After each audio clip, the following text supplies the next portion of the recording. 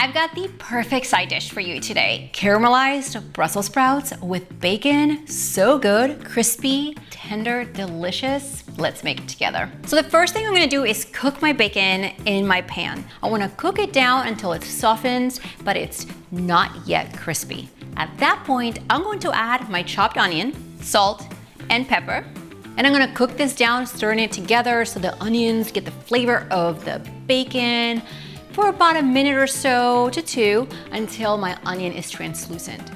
Next, I'm going to add my Brussels sprouts. I'm gonna stir them around, lower the heat to medium-high still, and making sure I come back every now and then to keep stirring until they are nice and cooked down. Once my Brussels sprouts are nice and tender, I'm going to take a lid and cover my pan for about a minute or so to steam them. This will help finish off the cooking process.